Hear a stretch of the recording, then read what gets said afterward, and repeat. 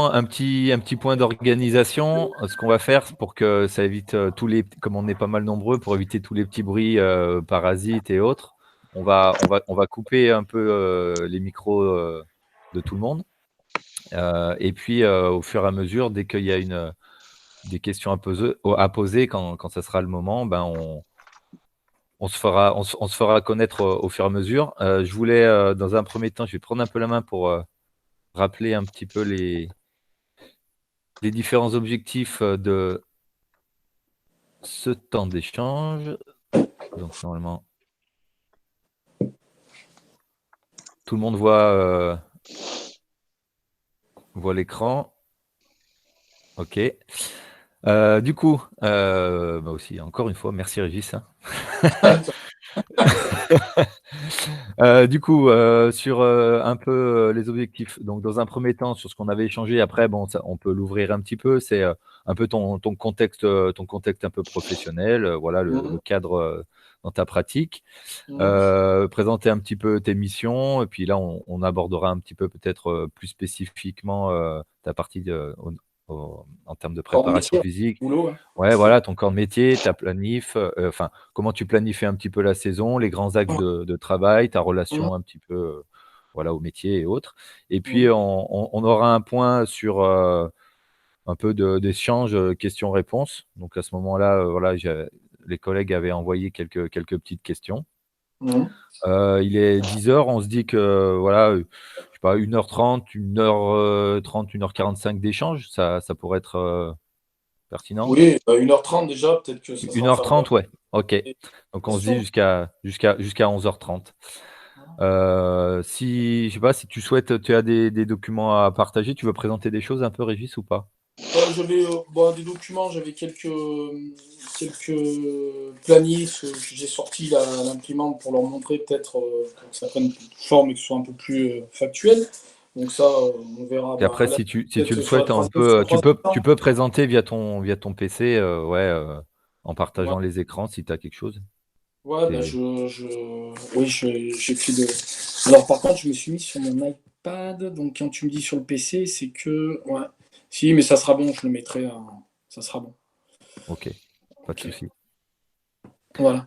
Mais même après, moi, je peux, enfin, par mail, hein, s'ils ont des besoins, des attentes, pas de souci, je peux envoyer des docs, je peux Ouais? envoyer des infos, hein.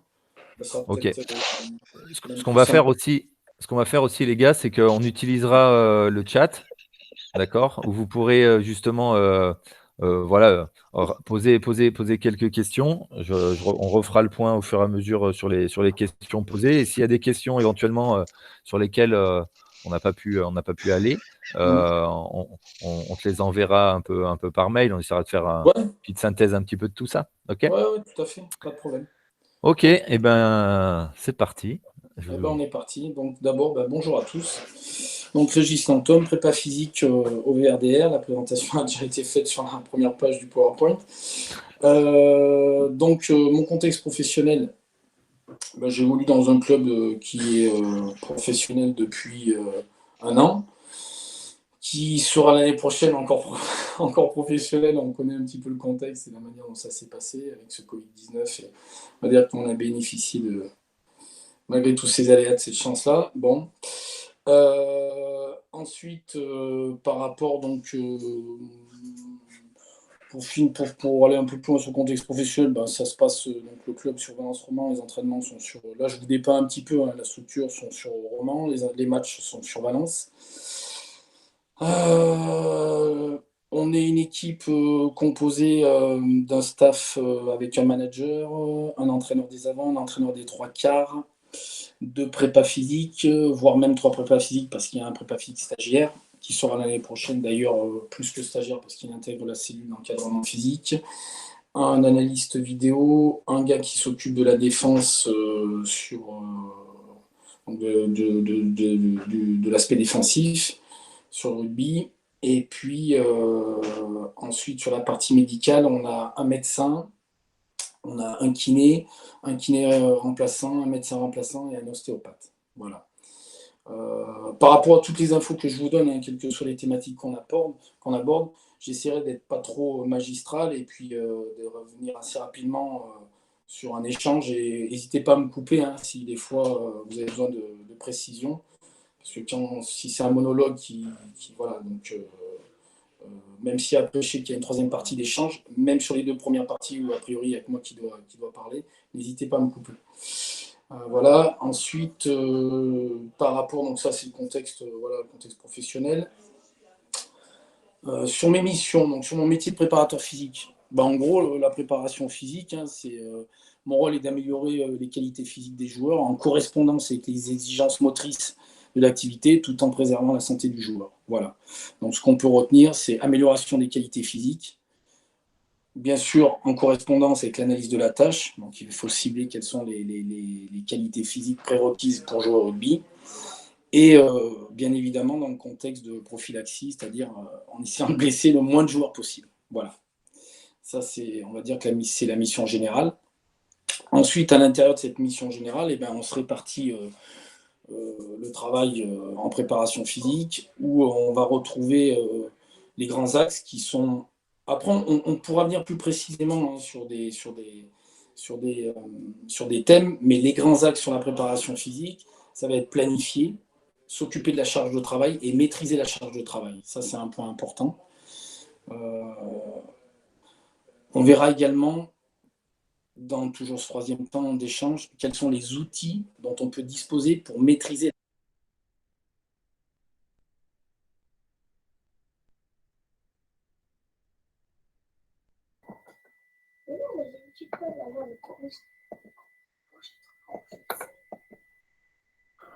Régis, tu as coupé ton micro.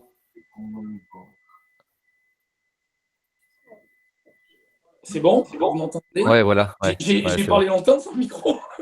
Non, ça a dû durer 5-6 secondes. Ok, ouais. Je sais pas ce qu'il y a eu, ouais. Bon, enfin bon.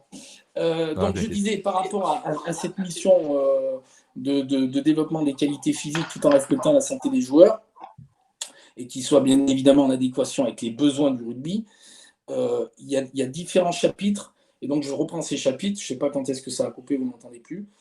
Il me semble, le chapitre le plus important, c'est maîtriser sa charge de travail quand on est préparateur physique. C'est aussi le plus délicat et le plus difficile à faire. C'est-à-dire qu'il faut trouver des outils de quantification de sa charge de travail. Pourquoi maîtriser la charge de travail? Parce que on sait que trop, c'est des blessures, pas assez, ça sera également des blessures et de la contre-performance. Donc à chaque fois, c'est une cible et une fourchette de charge de travail qu'il faut arriver à prescrire et à maîtriser, et également pas simplement à prescrire, mais aussi à réajuster en fonction du retour des joueurs. Donc la notion de charge de travail et de charge d'entraînement et de maîtrise et de prescription de cette charge de travail, pour moi, c'est le point clé de la préparation physique. Voilà, dans l'émission, ça c'est vraiment le point sur lequel il faut qu'on arrive à être le plus précis possible. Donc, comme je vous le répète, maîtriser sa charge de travail, ça veut dire ne pas être en sous-entraînement, parce qu'être sous-entraîné, c'est être manqué de performance pour le dimanche, mais c'est aussi risquer de se blesser. Et c'est ne pas être non plus en surentraînement, parce que c'est les mêmes problématiques. Être en surentraînement, c'est également être contre-performant le dimanche parce qu'on sera trop fatigué. Et être fatigué, ça veut dire aussi augmenter les facteurs de risque de blessure. Voilà. Donc, mais on y reviendra un petit peu là-dessus, sur les échanges, peut-être en troisième temps, si ça. Voilà. Voilà. Ensuite, une fois qu'on a posé les bases de la charge de travail, de la prescription de la charge de travail et donc de la planification, comment on veut s'organiser sur l'année, j'ai vu d'ailleurs sur les questions ensuite sur des mésocycles, des microcycles, et bien là on se penche sur les contenus d'entraînement, c'est-à-dire sur la programmation. Qu'est-ce que je vais mettre en place pour développer telle qualité physique? J'ai de la qualité physique qui se orientée sur un développement de la force membre inférieur. Qu'est-ce que je mets en place? Quels sont les outils dont je vais me servir entre le squat, entre la presse, entre le travail de fente? Combien de séries, combien de répétitions et à quel pourcentage? Voilà. Par exemple, autre exemple, je vais développer la qualité aérobie, améliorer donc la VMA, améliorer la consommation maximale de mes joueurs sur l'aspect aérobie. Qu'est-ce que je vais mettre en place en termes de série, en termes de répétition, en termes d'intensité de travail? Donc ça, c'est la programmation et mes contenus. Voilà. Et puis ensuite, il y a un autre aspect également qui est qui est l'aspect réathlétisation. Voilà, c'est les 3 grands chapitres, hein. Je ne dis pas qu'il n'y en a pas d'autres, mais c'est ceux sur lesquels il me semble que la préparation physique de manière générale se construit. Donc ma planification qui correspond à la charge de travail, ma programmation qui correspond au choix de mes contenus d'entraînement pour développer telle ou telle qualité physique, et la réathlétisation. Donc la réathlétisation, pourquoi on la met aussi comme un chapitre et un axe prioritaire? Parce qu'effectivement, suite pardon, excusez-moi, il y a une petite... j'ai des potes qui rentrent là dans les autres prépas de là. Donc la réathlétisation, c'est du fait qu'effectivement, sur une saison et sur l'entraînement et sur les matchs, on va avoir des blessés. Et notre objectif, c'est de les ramener le plus tôt possible, mais également optimiser et, pour les matchs et pour pouvoir assurer un effectif suffisant par rapport à la performance collective. Il y a un gars qui disait, donc l'entraîneur de Clermont-Ferrand, pour le reprendre par rapport à ça, il disait qu'une saison, généralement, et souvent c'était Verne Cotter, je crois qu'il disait ça quand il était à Clermont-Ferrand, se jouait sur la capacité à conserver le plus longtemps possible l'ensemble de son collectif sur la saison. Ce qui veut dire que c'est d'avoir le moins de blessés possible. Et généralement, c'est un des paramètres qui assure une saison qui peut être mieux réussie. Voilà. Donc, d'où l'importance dans la réathlétisation et dans la construction de la réathlétisation, de pouvoir amener de manière efficace les joueurs à la compétition. Donc, je ne dis pas qu'après, on n'aurait pas pu aborder sous d'autres chapitres et d'autres points de vue la préparation physique, mais c'est ce qui me semblait prioritaire: planification avec la charge de travail, programmation avec les contenus d'entraînement et la réathlétisation. Voilà, ça, c'est les grandes missions du préparateur physique. Après, on pourra préciser dans chacun de ces grands chapitres, si vous voulez, qu'on débatte un peu plus. Après, on peut parler, si vous voulez, un peu de moi, de l'organisation avec mon staff. En fait, il y a une organisation hiérarchique, on va dire, pyramidale, de par le statut, parce qu'on a un manager qui est le responsable du sportif, on a des entraîneurs rugby, on a des préparateurs physiques, donc tout ça avec une tête d'affiche et une responsabilité prioritaire sur le manager. Après, ça, c'est sur le papier et de manière statutaire. Maintenant, sur le quotidien et sur les choses fonctionnelles du quotidien et des semaines d'entraînement, chacun a quand même bien sa responsabilité, à la responsabilité du domaine de compétences, et ça se passe sur une organisation horizontale. Donc il n'y a pas, voilà, ça travaille en concomitance, et chacun est libre de mener son domaine d'intervention comme il le souhaite, à partir du moment où ça n'empiète pas et ça ne porte pas préjudice aux autres entraîneurs et aux autres contenus de travail rugbystiques. Donc voilà, ça c'est peut-être c'est peut-être une chose aussi dont vous voulez parler, parce qu'il faut que chacun trouve sa place, hein. On est de plus en plus nombreux dans les staffs. Peut-être qu'il y a eu une tendance encore quelques années où il y avait peut-être encore plus de monde. On se rend compte qu'après, quand on a des entraîneurs pour entraîner devant, entraîner derrière, un entraîneur pour les skills, un entraîneur pour la défense, un entraîneur pour les skills de défense, un entraîneur... Enfin, j'exagère un peu parce que je veux caricaturer, mais des fois, ça a aussi ses limites pour que tout le monde trouve sa place. Et peut-être que il y a des formes d'organisation de staff qui sont peut-être un petit peu en train de revenir là-dessus, et qui sont peut-être un peu moins nombreux en termes de séquençage comme ça de l'entraînement et de catégorisation des contenus d'entraînement, parce que des fois, il y a pas mal de liens, et c'est toujours des choses qui se passent en combinaison. Donc voilà, ça, sur l'organisation, on reste quand même relativement nombreux en termes d'entraîneurs, mais peut-être moins qu'à une époque, et peut-être que la mode d'avoir des entraîneurs pour chaque séquence de jeu. Et enfin voilà, ça c'est mon avis, c'est ce que je ressens, mais peut-être que ça se passe ailleurs dans d'autres clubs. Voilà, je sais pas, je vais peut-être donner la parole, hein, si déjà il y en a qui veulent poser des questions. Je sais pas s'il y en a qui veulent mettre le micro et commencer à me parler. N'hésitez pas, hein, les gars. Ouais. Il y a des choses qui n'ont pas été claires aussi, hein. Ouais, j'ai une Ouais, question. Salut Jérémy. bonjour. Et tu parlais de la quantification de la charge de travail. C'était pour Oui, savoir quelle méthode vous utilisiez oui, et potentiellement quel logiciel, enfin quel, pas ouais. logiciel, mais quel... Si, ouais, quelle application, ouais. Alors, déjà, la première des choses, avant de parler de, de logiciels ou d'aspects plus technologiques, parce qu'on viendra aussi avec les GPS, on verra aussi quelles sont les limites de ces outils-là. Je crois qu'une des premières choses déjà dans la quantification, c'est l'échange avec les joueurs.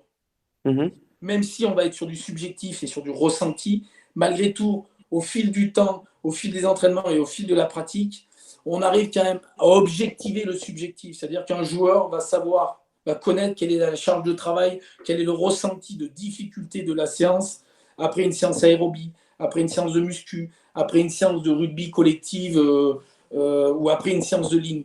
Et ça a quand même son importance. On sait par exemple que sur des tests cardio, tests à l'effort max, la valeur, le RPE, ce qu'on appelle l'évaluation de la difficulté de l'effort, rentre, rentre dans l'évaluation scientifique de l'évaluation globale lorsqu'on fait un test à l'effort avec le cardiologue.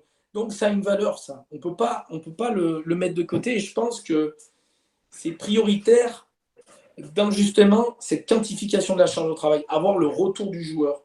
Alors après, ça se construit au fil du temps avec des datas, avec des données, parce qu'on sait que 3 fois, 7 fois, 30-30, à tant de pourcentage de VMA, ça doit amener à tel degré de difficulté.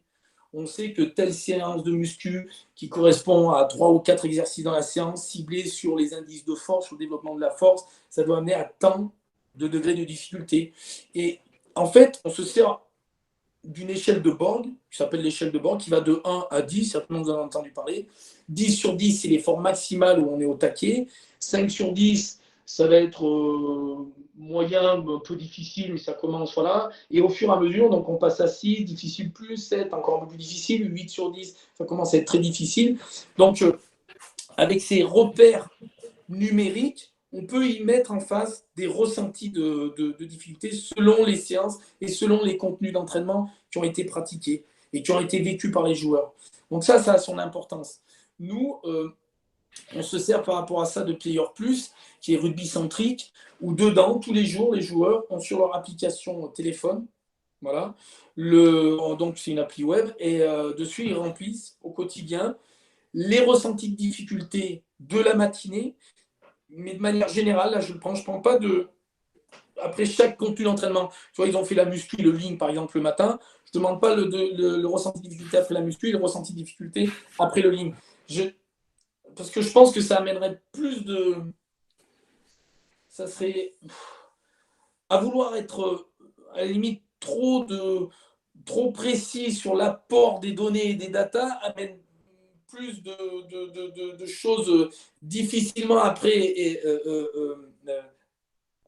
plus difficile à analyser que si à un moment, quand même, on globalise.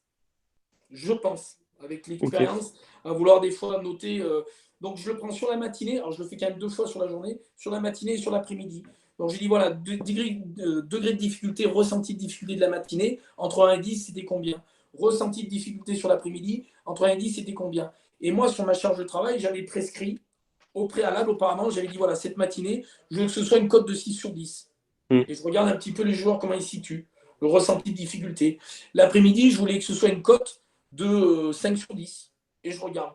Et donc, ça me donne voilà, des petits paramètres de comparaison entre ma quantification qui est prescrite sur le ressenti de difficulté, le RPE, et ce qu'ont vraiment ressenti les joueurs. Et de là, en fait, sur ta planification de la semaine, sur une planification type hein, de la semaine, hebdomadaire, donc on a joué le vendredi. D'accord, je repars du match. On a joué le vendredi. Le samedi, c'est off. C'est tranquille, machin, petite récup, vidéo, charge de travail supplémentaire pour ceux qui ont fait moins de 40 minutes et les joueurs qui étaient hors groupe. Le dimanche, tout le monde reprend. Dimanche matin, on se remet tout le monde, mais c'est une remise en train de la semaine. Donc il y a un travail plus tourné vers l'énergétique, vers le cardio, avec des fois un petit peu de rugby, mais très léger. Donc là, très léger, ça veut dire quoi? Moi, ça veut dire que je m'attendais à un degré de difficulté de 3-4/10. Je ne veux pas que ce soit au-dessus. Voilà. Ensuite, le lundi, par contre, là, vu qu'on a fait le dimanche de mise en train, c'est ma grosse journée. Donc là, j'attends un degré de difficulté de 6-7/10. Là, il faut que ça pique. Sur la moyenne de la journée. Ensuite, le mardi, il n'y a rien, on récup. Le mercredi, de nouveau entraînement sur la journée. Et là, on s'approche du match. Parce qu'il est vendredi, le match. Donc je m'attends, je ne veux pas que ce soit du 6-7/10 comme ça l'a été le mardi, mais j'irai plus sur du 5. Je veux que ce soit un peu difficile, en 4-5. Modéré, modéré et un peu difficile, mais pas plus. Et ensuite, le jeudi matin, eh ben, c'est la mise en place. Donc là, il faut que ce soit du très très léger, donc du 2/10. Et le vendredi, le match, où là, normalement, c'est entre 8/10 ou 10/10, ce qu'on peut attendre. Donc ça, c'est ma prescription de charge de travail. J'ai mes RPE comme ça pour chaque journée, qui sortent de la combinaison de mon RPE du matin et de l'après-midi, quand c'est sur la journée complète. Et après, ben, je vois le retour des joueurs. Est-ce qu'ils étaient j'avais prévu un 5/10 sur la journée. Est-ce qu'ils étaient à 4/10, à 5? Alors, pareil, par rapport à ça, tu vas me dire, mais s'il n'est pas à 5/10, alors je me laisse une marge, une norme entre 0,5 au-dessus et 0,5 en dessous. Et je considère que si on est en 4,5 et 5,5, par exemple, si c'était prévu 5/10, on est encore bon et on est dans les clous. Voilà. Ok. Et ça, c'est de la tambouille un peu. Hein. Tu vois, Ouais. je me suis basé sur des publications et sur des choses scientifiques, mais aussi c'est aussi ma tambouille, moi, du quotidien et de mon quotidien de préparateur physique et de mon vécu et de mon expérience aussi personnelle. Et des contenus que j'ai pu récupérer au fil des années. Hein. Donc ça, voilà, Ok. ça c'est déjà le RPE qui reste principal, le ressenti de difficulté et ma prescription de mon ressenti de difficulté, ce que j'ai prévu et comment eux les joueurs le perçoivent par rapport à ce que j'ai prévu. Et est-ce qu'il y a Ok. et chaque milieu de semaine, on fait un réajustement où le mercredi, par exemple, qui est notre journée off, avec les entraîneurs, on se retrouve. Et je dis attention, là, soit on est en au-dessus, soit on est en dessous par rapport à ce qui était ce qui est ressenti. Si on est, alors tu vas me dire, si on est en dessus, eh ben, on va au-dessus du ressenti de difficulté qui était prévu. Et ben, le jeudi, quand on va reprendre, le mercredi, pardon, quand on va reprendre, ça va être un peu plus tranquille, tu vois. On va dire, on va baisser un petit peu pour pas être cramé pour le match. Si par contre on est en dessous, tu vas me dire, est-ce que pour autant on cherche plus la fin de semaine avant le match? Eh ben non, tant pis. Par contre, on régulera pour la semaine d'après. On va pas prendre le risque le mercredi de saccager un peu plus les mecs parce que le lundi on n'était pas assez haut. Excuse-moi, je me suis trompé de journée. Donc, voilà. Donc tant pis. Si le mardi j'estime qu'on était en dessous de ce qui était prévu sur la charge de travail, eh ben on va pas plus charger le jeudi, le mercredi parce que on est à 2 jours du match. Mais par contre, on essaiera d'en prendre compte pour le réguler sur les semaines d'après. Et ça, on a un outil dont on sert, nous, qui s'appelle la charge aiguë et la charge chronique. C'est-à-dire que la charge aiguë, c'est la charge de la semaine. Voilà, on fait une moyenne des RPE sur la semaine. Et la charge chronique, c'est ta charge, généralement, on la prend sur les 4 semaines avant. C'est la moyenne des RPE de tes 4 semaines qui viennent de passer. Et toi, tu compares si ta charge de la semaine dont on parle, là où on a le match, est en correspondance à 0,8 points près, la moyenne, correspondance, pardon, à la moyenne de l'ensemble des RPE des 4 semaines passées, qui est ta charge chronique. Et si tu es sur un ratio qui ne dépasse pas les 0,8, tu es dans les clous. C'est un chercheur australien là, qui s'était penché sur le.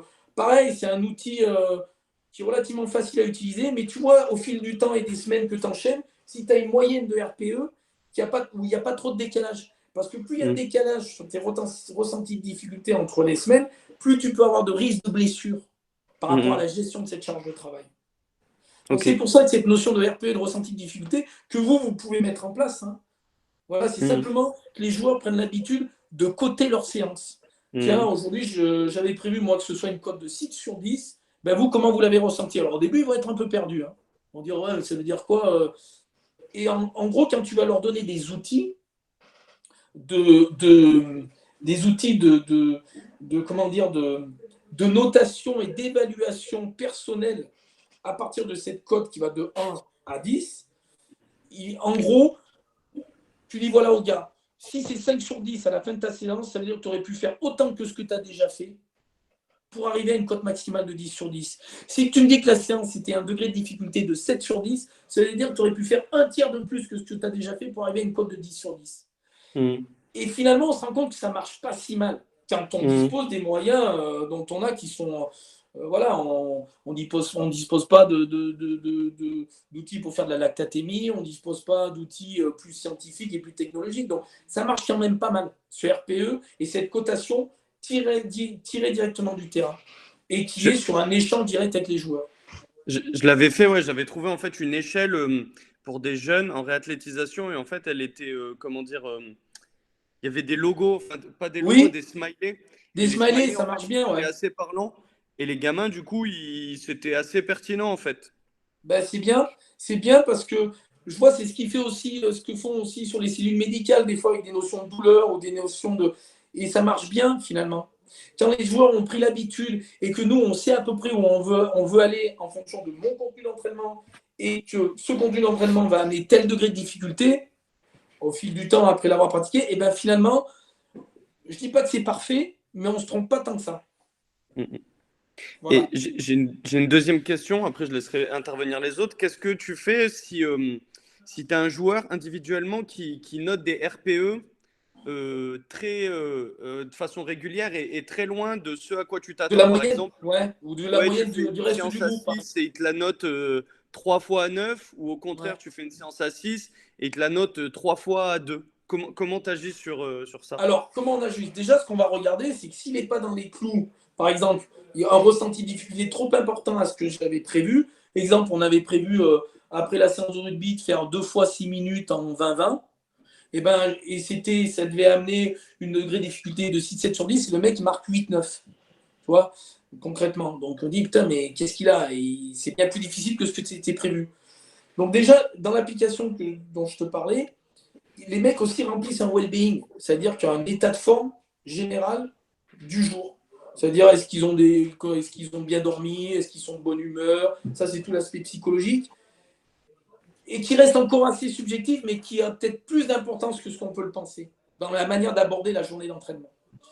Je sais que par exemple, un mec comme Morin, qui travaille pas mal sur la charge de travail, a pas mal de données dans son application et son logiciel, et il y a beaucoup d'aspects sur l'aspect psychologique. Alors après, comment il le met en algorithme pour faire l'ensemble de ses calculs, ça je ne sais pas, mais par contre, il y a beaucoup de données qui rentrent et sur l'aspect psychologique et le bien-être du joueur dans le ressenti de difficulté ou la fatigue ressentie sur la journée ou sur la semaine. Donc, comment je vais faire? Donc, déjà, on regarde ça. On regarde déjà parce que nous, on a une plateforme centrale. On dit, bah, tiens, on va regarder est-ce qu'il a bien dormi, est-ce qu'il était de bonne humeur, est-ce qu'il avait des douleurs au préalable musculaires, articulaires, tendineuses ou autres. Donc, déjà, ça, c'est un point de départ. Et si s'il était bien de partout, qu'il a bien dormi, que, bon, a priori, il est de bonne humeur et que tout se passe bien dans sa vie et qu'il n'y a pas de douleur particulière, et bien là, à partir de là, on va gratter peut-être un peu plus sur son état de forme directement en adéquation là, dont on parle avec sa condition physique. Ben, c'est peut-être il faudra peut-être lui mettre des extras ou lui mettre un peu plus de charge de travail pour qu'il revienne au niveau souhaité.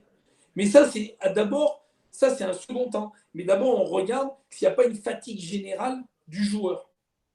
Parce que si généralement il cote un degré de difficulté de la séance plus dur que la moyenne des autres joueurs ou de ce qui était prévu, et qu'à chaque fois il y a un gros décalage, tu as des écarts types importants, bah, tu vas d'abord charger sur est-ce qu'il est fatigué, regarder aussi ça fait plusieurs matchs qu'il fait avec des grands temps de jeu, est-ce que dans Mm. son quotidien ça se passe bien, voilà, sur son bien-être général. C'est d'abord la première analyse. Et ensuite, si là tout est à peu près OK, bah, tu te dis bah, il est à la rue et il va falloir que je le reconditionne ou j'ai mal fait le boulot avant. Quoi. Ok. Et un mec qui donne plus bas, alors ça c'est plus rare j'imagine, mais un mec Ouais, qui cote à 3-4 alors que tu t'attendais à un ouais. 6-7. Alors, un mec qui va coter régulièrement, alors quand ça se passe de manière ponctuelle, on ne s'affole pas, hein, mais un mec qui le cote régulièrement en 3-4, ça veut dire que les intensités de travail que je lui donne ne sont Mm. pas en adéquation avec son potentiel. Donc, ça veut dire que les évaluations que j'ai pu effectuer, il est donc sous-évalué. Mm. Tu Il est réévalues du coup sous-évalué. Donc, ça nécessite soit de le réévaluer, soit de se servir d'entraînement qui sert d'évaluation, qui font des exemples. Tu fais concrètement sur l'aérobie, pour un exemple concret, tu fais un 3 fois 7 fois 30-30 à 105% de ta VMA. Si le mec, il te donne, normalement, il doit te donner une cote 7 de difficulté sur 10, avec 3-4 minutes de récup, des récup qui sont 30 secondes légèrement actives de récupération, c'est aussi important à quantifier la charge de travail, mais un 3 fois 7 fois 30-30, ça doit être une cote 6-7 sur 10. Si le mec il te donne une cote 3-4, ça veut dire que ton évaluation aérobie, elle est sous-évaluée. Point. Voilà. Donc, soit refaire des évaluations, soit se servir d'entraînement évaluation pour réajuster les bonnes intensités et donc le bon niveau de développement auquel il doit travailler. Voilà. Ok. S'il sous-cote. Ok, Voilà. merci. Bah, de rien. Moi, j'avais une Oui. question, Bonjour. Régis aussi. Bonjour, Gaëtan. Et du coup, j'avais une petite question parce que tu disais que c'était facile éventuellement à mettre en place. Oui. C'est quelque chose qu'on a essayé avec les jeunes à Grenoble. Oui. Et en fait, c'est pas si facile que ça puisqu'on a des publics différents. On a des joueurs clubs, des joueurs section sportive, des joueurs académie. Et du coup, la charge de travail, elle est différente. Qu'est-ce que toi, tu préconiserais justement à prendre en compte tout ça? Alors, moi, ce dont je disais qui était facile à mettre en place, c'était le mécanisme de compréhension du ressenti de difficulté. Tu vois, une fois que les joueurs alors peut-être que là c'est encore des jeunes joueurs, mais une fois que les joueurs quand même ont pratiqué de manière assez régulière les entraînements, il est quand même, je trouve, même quel que soit leur âge, assez facile de leur faire comprendre leur ressenti de difficulté de la séance. Je parlais du mécanisme de ressenti, tu vois. Après, quand tu as différents publics qui arrivent tous avec des charges de travail diverses et que tu dois regrouper un moment sur un temps commun de travail,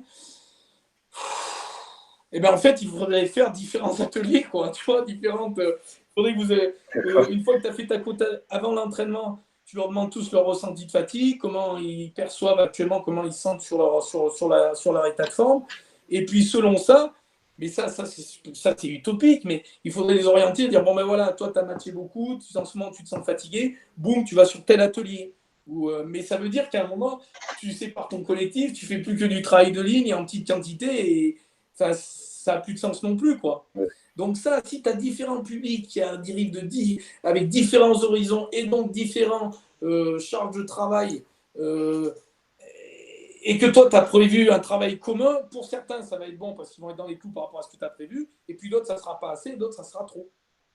Donc ça, c'est vrai que c'est assez difficile à gérer quand tu as des mecs qui n'arrivent pas à peu près avec le même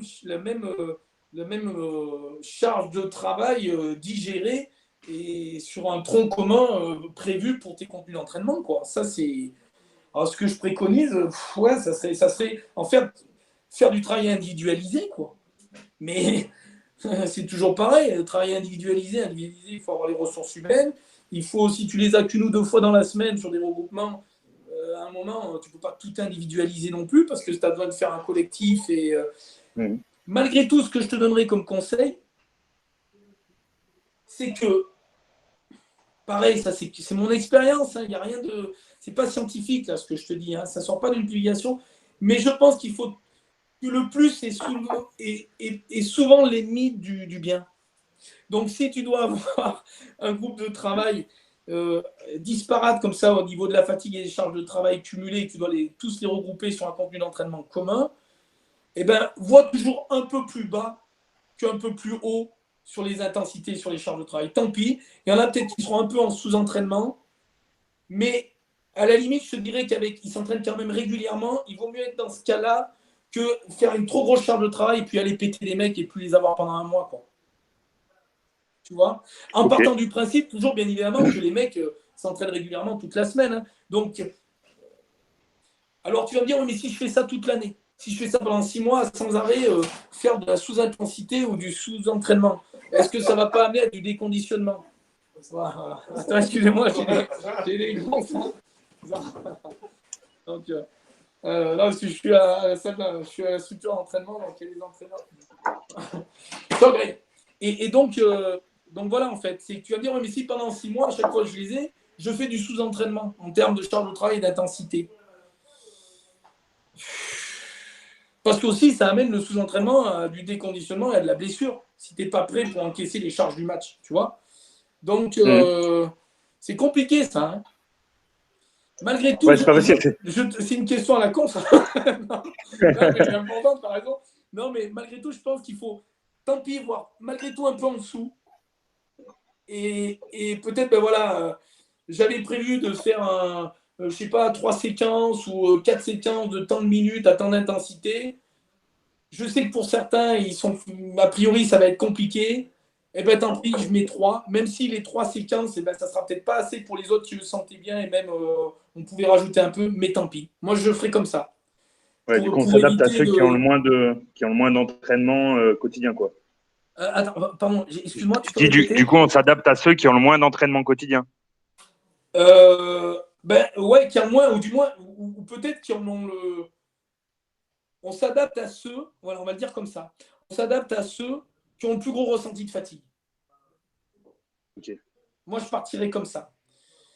Si tu ne peux pas différencier et plus individualiser tes contenus d'entraînement, je m'adapterai à ceux qui ont le plus gros ressenti de fatigue. C'est eux que je prendrai comme repère. Alors, tu vas me dire, ouais, mais les autres, ben voilà, peut-être qu'ils n'en auront pas assez. Peut-être. Mais au moins, j'aurais fait en sorte de ne pas péter ceux qui ont chargé et ceux qui sont en difficulté sur la charge de travail et qui ont. Voilà. Parce que, ouais, Ok, ouais, c'est. merci. Ben, de rien. Alors moi j'ai une question aussi. Bonjour, Bonjour. Antoine. Euh, Par rapport à l'objectif de la saison, quand vous dites que forcément c'est qu'il y ait le moins de blessés possible, Oui. euh, en ayant lu un peu plusieurs articles, Ouais. je m'étais fait à l'idée que pousser un joueur Ouais. aux limites de ses performances, enfin Oui. optimum, Mm. c'est augmenter le risque de blessure parce que du coup il Oui. arrive au point de rupture. C'est Donc, ça, tout comment à fait. jongler avec ça, en fait? Comment le faire progresser sur ses performances Ouais. physiques tout en ayant cette sécurité-là? Alors déjà, il y a deux aspects par rapport à ça. On va dire que c'est l'aspect philosophique de. Il y a deux grands axes par rapport à ça. Est-ce qu'on considère que justement que la préparation physique est un moyen de développer les joueurs jusqu'à la limite en prenant le risque de les blesser? Et tant pis, parce qu'on va aller chercher à les optimiser au maximum sur le développement de leur qualité physique, de leurs conditions physiques, en prenant le risque de les péter. Ou alors, je cherche à les développer en n'allant pas jusqu'à ce risque-là et peut-être en optimisant un peu moins chacune des qualités physiques du joueur. Je pense que ça doit se réfléchir en termes de moyen-long terme. Si on réfléchit à court terme et sur une période, on va dire, de carrière d'un joueur qui serait de 3 ans, on ne se pose pas la question. On y va, on va prendre les risques qu'il faut. Et puis à la limite, tant pis. On aura optimisé, on aura une performance plus importante, on aura des mecs qui seront affûtés jusqu'à ce qu'on a pu faire de mieux. Et à la limite, je dirais que cette problématique-là va plus même être liée alors, à la charge d'entraînement générale, mais aussi à la manière dont on va aborder les contenus qui sont tournés vers nerveux et vers musculaire. Donc la vitesse, voilà, où là, c'est là où en fait, on risque d'avoir le plus de soucis si on est sur cette optique-là, où je développe et à bloc, je ne me pose pas de questions, et puis si ça pète, ben, ça fait partie du jeu. Voilà. Ça, pour moi, c'est une réflexion à court terme. Si on est sur du moyen long terme et sur un suivi longitudinal du joueur et au final un développement et un entretien maîtrisé et donc en santé du joueur, parce qu'on n'est pas là non plus pour les bousiller, enfin, ça, même si le sport c'est de la compétition et c'est de la performance, c'est quand même performer en étant en santé. Et ça, c'est pour moi une vision à moyen long terme qui, je pense, au final, porte plus ses fruits que celle qui est de tirer sur la couenne et puis tant pis si ça pète. Même si à très court terme, ça peut passer, ça peut fonctionner. Hein. C'est-à-dire que les mecs, ouais, ça va bien se passer pendant quelques mois. Après, voilà. Mais dans ça, ça ne veut pas dire ne rien faire. Hein. Attention, hein, parce que souvent on dit, ouais, mais non, l'entraînement, c'est de la régularité. C'est pour des professionnels s'entraîner tous les jours, ou alors quasiment, ou se laisser des temps de récupération dans l'année. Ça aussi, on pourra en parler sur une planification générale, qui sont quand même des temps relativement courts pour ne pas se déconditionner. Mais c'est aussi assumer cette régularité sur une répartition des charges de travail qui est cohérente. Si j'ai demandé une charge de travail de 7 sur 10 à mon joueur lundi, je ne peux pas lui redemander le mardi un 7 sur 10. Je te parle en période de match. Sur des périodes peut-être de développement, oui, où on a des semaines où là, on va y aller, on charge. Ça a piqué hier, ben, ça piquera encore aujourd'hui. Demain, on va relâcher, puis ça repiquera jeudi, ça repiquera. OK. Sur des périodes courtes de développement, durant par exemple la pré-saison. Là, on est sur ce registre-là. Mais après, tu ne peux pas fonctionner tout le temps comme ça. Et quand on regarde le plus haut niveau, et je regarde justement un petit peu des fois des publications ou de gars qui s'entraînent sur du très haut niveau en athlétisme, parce que le principe, le mécanisme est le même si l'activité est différente, mais la manière de réfléchir sur ces stratégies de planification, je pense, sont à peu près similaires. Ou même, on parle de l'athlète, parce que l'athlète, l'haltéro, c'est des fondamentaux de l'entraînement. Et bien, quand tu regardes les gars, il y a 70% de leur entraînement qui est en low intensity et 30% en high intensity. Donc, il y a des choses à aller chercher, à réfléchir là-dessus.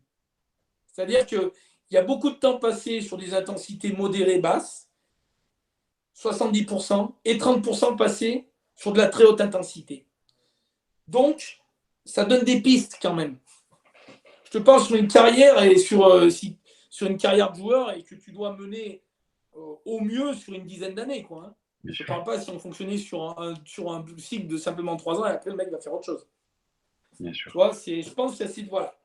Mais après, c'est aussi un parti pris philosophique, hein. Peut-être aussi. Même, par exemple, en équipe de France, l'autre fois, il y a un des prépas avec qui je bosse qui a échangé avec Giroud. Eux, sur la sélection, ils ne sont pas trop là-dessus. Hein.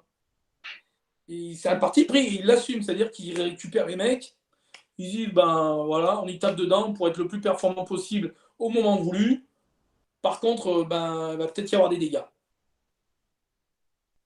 Voilà. Après, voilà, ils ont un autre vivier, c'est un autre contexte. C'est un autre contexte, un autre vivier. C'est aussi une autre approche, hein, je pense, de la part de la cellule d'encadrement. Tu aurais une autre cellule d'encadrement, elle ne verrait peut-être pas les choses comme ça. Hein. C'est pour ça que je te dis, c'est aussi les croyances, un petit peu des idéologies. Hein. Voilà, hein, malgré tout, il y a un peu de ça là-dedans. Hein. Oui, il y a les publications scientifiques. Oui, il y a des études qui sont faites. Puis après, il y a la manière dont tu veux les interpréter et les faire vivre. Merci. Ouais. Moi, j'aurais une question sur ta. Bonjour, d'ailleurs. Sur ta semaine type. Je m'interroge vachement là-dessus et je suppose que tu y es pour beaucoup par rapport au jour du match, par rapport à la récup, par rapport aux entraînements. Généralement, ça se passe comme ça. Ce sont quand même les prépas physiques qui gèrent ça. Et il y a quelque chose qui me saute aux yeux. Alors ça, c'est mon côté où moi, j'étais joueur et comme je suis aujourd'hui. Ta semaine type, c'est tu joues le vendredi, tu as une récup le samedi, le dimanche, tu as un repos d'entraînement, lundi, grosse journée, mardi, repos, mercredi, entraînement, jeudi, entraînement. Et en fait, moi, quand j'essaye de planifier un peu mes semaines et quand les expériences que j'ai eues, dans ta planif, il y a très peu de jours où ils sont en famille, tu vois. Et est-ce que toi, tu comptes ça? Non, mais c'est important. Tu poses une bonne question parce que tu poses une bonne question. Alors, je vais reprendre cette semaine type comme je t'ai donné et tu verras qu'en fait, j'ai pas menti, mais j'ai un peu. Je ne vous ai pas donné l'autre semaine type aussi qu'on fait par rapport à ces aspects-là psychologiques et de famille. Ouais. Alors, déjà, quand on reprend le dimanche, on fait que le dimanche matin. C'est pas toute la journée. Hein. D'accord? Le lundi, c'est matin après-midi. Le mardi, c'est off toute la journée. Alors après, il y a optionnel des joueurs qui peuvent venir aussi à la salle d'entraînement, faire des extras, ça ils peuvent, mais il n'y a rien d'obligatoire. Là, c'est repos. Le mercredi, entraînement toute la journée. Et le jeudi, c'est la mise en place que le matin, très court. On mange ensemble après. Et après, l'après-midi, c'est libre. Et vendredi, le match. Donc, on se retrouve 1h30 avant le match, 2 heures avant le match. Voilà. L'autre semaine qu'on fait, alors, et qui pour moi est moins bien répartie en termes physiologiques. Hein, voilà, ouais, bien sûr. Mais par contre, qu'on a fait aussi régulièrement, parce que finalement, cette semaine qu'on fait la type, on la faisait sur un cycle de 4 semaines, 1 à 2 fois dans la semaine. Sur le cycle de 4 semaines, pardon. On ne le faisait pas toutes les semaines. Hein. Et pourquoi, justement? Par rapport à ce que tu as évoqué, par cet aspect psychologique. C'est-à-dire que les autres semaines, on se rendait compte, on proposait de laisser le samedi, dimanche, enfin le samedi matin, il y avait quelque chose, mais le dimanche tranquille, donc ils avaient samedi après-midi, dimanche tranquille, et on reprenait les entraînements le lundi. Et on faisait lundi toute la journée, mardi toute la journée, mercredi rien, jeudi mise en place et vendredi match. Donc dans un cycle de de 4 semaines. Donc, on avait des cycles de 4 matchs. Donc, dans un cycle de 4 semaines, il y avait 1 à 2 semaines où on faisait avec reprise le dimanche, mais même une semaine, et les autres, on les faisait sous cette forme-là, lundi, mardi. Je comprends. En réalité, parce qu'en retour, on se rendait compte que de faire venir les mecs le dimanche, sur l'aspect physiologique, c'était plus intéressant, mais on les fadait sur l'aspect psychologique. Et on y perdait aussi en qualité d'entraînement. Donc au final, alors moi j'aimais bien ce dimanche matin parce que ça permet de faire une remise en train, tu vois, malgré tout. Même s'ils s'entraînent toutes les semaines, de remettre les choses en place, de partir sur de l'aérobie, des petits fitness games ou des choses, et de remettre au moins voilà, le corps le remettre en charge, quoi, tranquillement. Et pour le lundi, bien travailler. Quand on ne fait pas ça, et qu'on donc sur les semaines où on adapte le week-end pour justement la famille, on rattaque direct le lundi, sauf qu'on n'a plus que 2 jours d'entraînement. On a lundi toute la journée et le mardi. Donc déjà, on perd en temps d'entraînement et donc de répartition de travail. Et on cumule tout sur 2 jours. Ça, je trouve que c'est un peu... Parce que déjà, après 1 jour et demi d'entraînement, quand tu as bien taffé, si tu es allé sur les contenus, sur tes intensités dont on parlait, les prescriptions, les difficultés, tout ça, c'est bien. Faire 2 jours complets, c'est... Déjà, il n'y a pas la mise en train. Donc, ça veut dire que dès le lundi matin, les mecs, il faut qu'ils percutent d'entrée et on part sur des hautes intensités. Et on cumule ces 4 demi-journées de suite. Sur le physiologique, ce n'est pas l'idéal, mais les joueurs aussi s'est retrouvés sur l'aspect psychologique. Donc, c'est toujours, tu vois, ça se discute, quoi. Hein. Ouais, bien sûr. Non, mais en plus, je trouve ton approche justement sur ça, avec ces 2 semaines type, très très bonne. Juste pour te donner, enfin, c'est même pas rien te donner, mais te dire comment on fonctionnait quand j'étais en France. On avait le dimanche, mais en fait, on avait le dimanche soir de 18h à 20h. Ouais. Et en fait, comme ça laissait. Alors au début, ça avait râlé un peu parce que tu venais quand même, mais ça te laissait quand même tout le dimanche en famille pour ceux qui habitaient dans le coin ou ceux qui habitaient un peu loin. Ouais. Et comme tu avais le samedi matin récup, tu vois, ça te laissait samedi après-midi, dimanche. Oui, ça peut être une solution. Hein. Ouais. L'aspect psychologique, il est important, tu vois, parce que pour ceux qui ont des femmes ou quoi, des fois les femmes, elles en auront la casquette de se dire, c'est toujours. Oui, ça permet de partir une nuit quelque part, être là le dimanche soir. Enfin voilà. C'était. Non, mais c'est une piste à étudier. Et comme parce ça, que malgré tout, ça rentre dans la qualité. On parlait de la fatigue, du quotidien. Ça en fait partie. Le stress psychologique, bien sûr.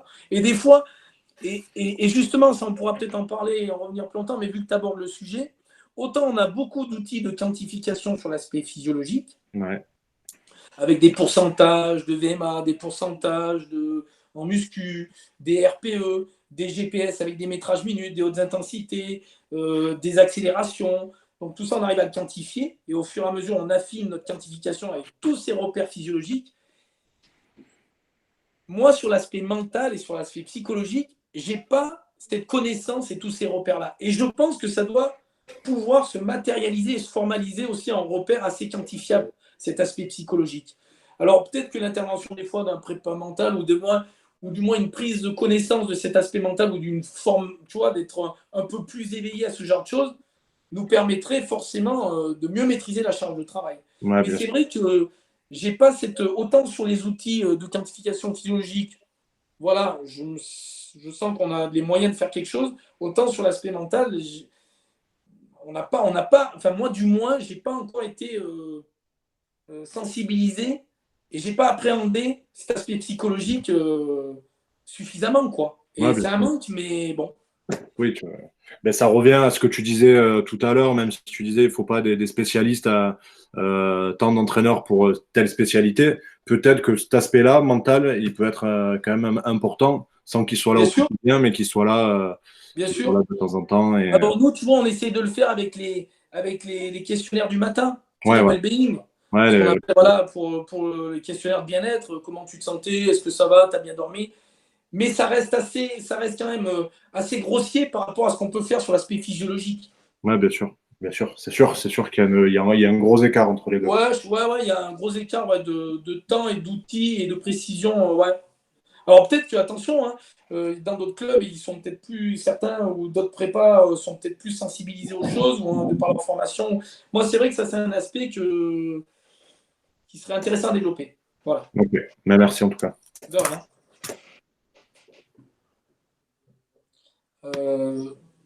Adrien, Donc, tu avais une question, Timothéo, non? Ouais, ouais. Allô, vous m'entendez? ouais, c'est bon. Ouais, bonjour Régis, Bonjour. Adrien. Ah. Moi, du coup, je voulais rebondir un petit peu à ce que tu disais par rapport à cet aspect psychologique du joueur. Et est-ce que, par exemple, toi, il t'est déjà arrivé de mettre en place un petit peu comme on fait nous lors de nos séquences de formation, une espèce de météo du jour pour avoir un ressenti psychologique, ou est-ce que tu penses que ça pourrait être bénéfique de le mettre en place, ou est-ce que c'est jouable même de le mettre en place par rapport au fait que tu as un effectif plutôt pléthorique, donc ça va te faire une grosse charge de travail par rapport à tous ces joueurs. Donc, est-ce que tu penses que ça peut être intéressant à mettre en place, peut-être brièvement, même pour avoir un échange avec le joueur et savoir si psychologiquement il a tous ses, enfin, il a tous ses moyens, quoi. Ah bah, ouais, je pense, c'est en continuité avec ce qu'on évoquait avec, là, la discussion précédente. Je pense que oui, ça peut être intéressant.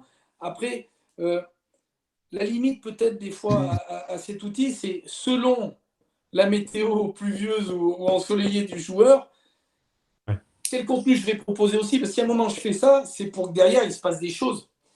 Ouais, Est-ce que complètement. je fais une adaptation de contenu pour chacun des types de joueurs? Alors, si on met 3 grands types, ensoleillés, nuageux et pluvieux, tu vois, et est-ce que je vais devoir adapter mes entraînements sur le terrain et en salle de muscu par rapport à cette étape psychologique? Parce que si on le prend en compte, c'est bien pour s'en servir derrière. Ouais. Ça veut dire qu'il faudrait amener de la réactivité systématique quotidienne dans les contenus d'entraînement, Ouais. mais aussi que ces contenus d'entraînement restent suffisamment adéquats par rapport à nos besoins du match du vendredi, quoi. Ouais, complètement.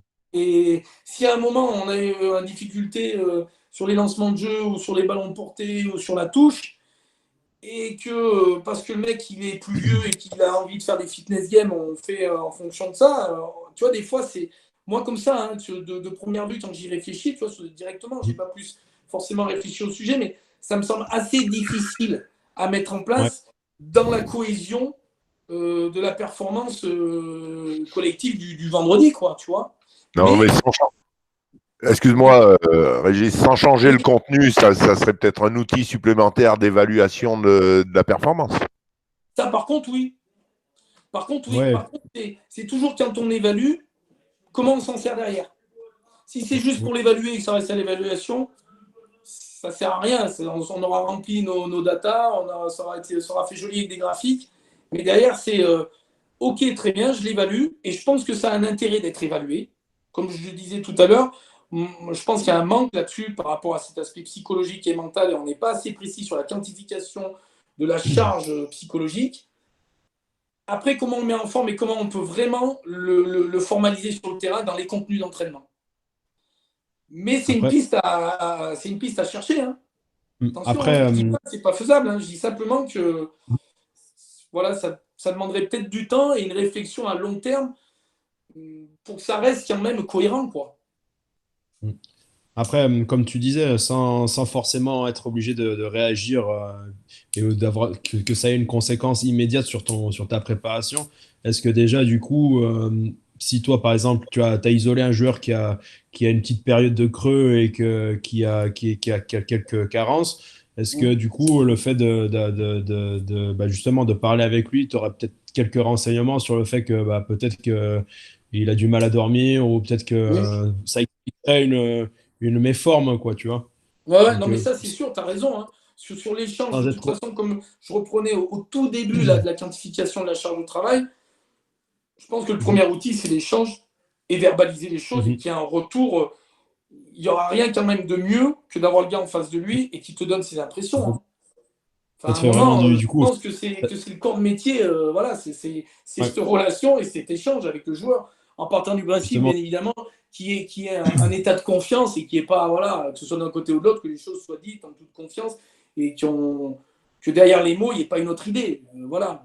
Parce que des fois aussi, nous, avec ces well-being, on s'est rendu compte, et avec l'échange, que des fois, des joueurs pouvaient avoir des douleurs et ne le disaient pas forcément ou le verbalisaient pas forcément ou étaient un petit peu tempérés pour pouvoir être sur la feuille de match, tu vois. Donc, mais ce qui est humain, quoi. Donc, voilà, après, autour de cet aspect C'est vrai que ça rentre psychologique, en compte aussi. ben ouais, il y a tout cet aspect confiance, quoi. Mais tu as raison.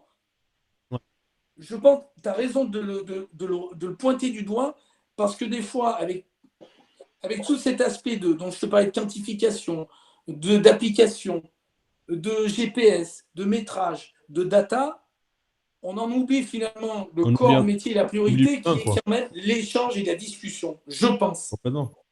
Mhm. Et- Ouais, même par rapport à la confiance, tu instaures un autre climat, quoi. Moi, alors, de par l'évolution un peu de mon métier, où je me retrouve plus maintenant dans la cellule d'encadrement de prépa physique à m'occuper de la charge de travail, et donc plus de temps dans le bureau, je me rends compte que c'est bien les chiffres, c'est bien de récupérer des données, et il en faut. Par contre, après, tu perds un petit peu le sens de ton boulot, quoi, hein. Complètement, ouais. Où tu es en direct avec le joueur, où tu le corriges sur une attitude, où tu le corriges sur un mouvement, tu le corriges sur une intensité, tu le corriges sur... Et ça reste quand même la base, quoi. C'est la base, c'est le corps de métier, quoi, quand même. Mhm. et j'ai une question par rapport à ça. Bonjour Thomas. Bonjour. C'est quoi après le suivi? Quel protocole tu as mis sur la récupération? Comment tu fonctionnes par exemple avec les kinés, avec les médecins? Est-ce que tu portes autant d'importance? Pareil, une intensité, ben voilà, prendre 15-30 minutes de récupération. Qu'est-ce que tu Alors, mets en place derrière? Je pense que la récupération, et c'est pour ça que c'est bien qu'on ait parlé de l'aspect juste, la psychologique, parce que je pense qu'il y a une grosse relation avec cet aspect mental. Sur la récupération, on se rend compte, ou pareil, ça c'est encore scientifiquement, la preuve, eux-mêmes n'ont rien démontré sur des publications, puisqu'il y a des publications qui se contredisent sur les moyens de récupération. On pourra d'ailleurs évoquer le froid et tout ça, il y a des choses intéressantes qui sont sorties dernièrement. Et je crois qu'il faut être en moyen de proposer un panel d'outils de récupération assez large aux joueurs. Il y en a qui, le lendemain de match, déjà juste après le match, ceux qui veulent se mettre dans la glace, ils s'y mettent. Ceux qui veulent prendre une douche chaude, ils prennent une douche chaude. Ceux qui ne veulent pas se mettre dans la glace ne s'y mettent pas. Ceux qui veulent passer un petit moment à se déverrouiller avec le kiné ou à des petites zones de tension, se faire masser, ils le font. Mais il faut qu'on puisse proposer ceux qui veulent passer du temps à trottiner et le vélo, parce que même physiologiquement, la récup active est bien plus intéressante directement après l'effort que le faire 24 heures après le lendemain. Parce qu'une fois qu'on a dormi et bien mangé, on se rend compte qu'on a une bonne partie des toxines et des lactates qui ont été déjà éliminés, et que finalement, si on devait faire de la récup active efficace, on devrait le faire directement après la pratique. Ça serait même plus judicieux. Donc tu vois, là aussi, là-dessus, il y a des choses qu'on pourrait revoir. Mais si on considère qu'après le match et le lendemain du match, on le met dans le même panier de la récupération, je pense qu'il faut être capable de proposer tous ces outils-là. Et que le joueur, lui, pioche dedans. Tu veux te faire un footing pour décrasser, transpirer, être tranquille, vas-y. Tu veux passer avec le kiné, vas-y. Tu veux passer dans la glace après le match, eh ben vas-y également, chaud, froid, pas de problème. Tu veux ne rien faire, ne fais rien. Il faut pouvoir proposer, je pense, tous ces panels de récupération, parce que même moi, à titre personnel, bon, j'ai pas joué à haut niveau, j'ai fait un peu plus d'athlé, voilà. Moi, me foutre dans le froid, c'était un truc, tu vois, ça me tendait plus que ce que ça pouvait me détendre, quoi. Et je vois, il y a des joueurs, c'est comme ça. Les mecs, Lévier, il a passé une demi-heure l'hiver, il a fait 2 plaquages, il s'est gelé les couilles pendant 80 minutes, et tu vas le foutre dans la glace. Alors, tu es au mois de janvier, tu vois, tu dis, oh, mais. Et le mec, il comprend pas, mais tu lui imposes parce qu'il y a une publication qui a dit que. Sauf qu'on se rend compte aussi que maintenant, par exemple pour le froid, après, je viens spécifiquement sur le froid parce que ça me semble intéressant. Il y a eu beaucoup de choses de dites. On se rend compte qu'effectivement, le froid minimise la faculté de cicatrisation et de récupération de la cellule musculaire. Donc en gros, quand tu mets le mec dans le froid après le match, ou du moins, on va dire après un entraînement l'été, on va oublier le match, et tu veux le faire bourriner le lendemain, c'est pas comme ça qu'il faut faire. Parce que tu sais que ces cellules musculaires ne vont pas se régénérer le mieux possible pour être prêt pour le lendemain pour bosser, quand tu n'es pas en pré-saison sur des grosses charges de travail. Malgré tout, je te dis ça parce que scientifiquement, il y a de nouvelles publications qui arrivent là-dessus. Malgré tout, tu te rends compte que quand tu as passé 2 heures en plein cagnard à 35 degrés, les joueurs aiment bien se mettre dans le froid. Tu vois, donc ça dit même l'inverse de ce que je viens de te dire. Alors, ça ne serait pas bénéfique scientifiquement pour la récupération, physiologiquement, d'après les dernières études scientifiques. Donc, tu vois, là-dessus, il faut le laisser aussi, je pense, s'il y a bien un domaine dans lequel il faut pouvoir s'ouvrir justement sur l'échange avec les joueurs, c'est cet aspect-là sur la récupération. Il faut proposer différents outils. des outils de récupération active sur l'aspect aérobie, des outils de récup avec le kiné, des outils de récup où le mec fait rien, des outils peut-être même de récup, quand je parlais récupatif, ça peut être vélo, course, piscine aussi, hein, tu vois.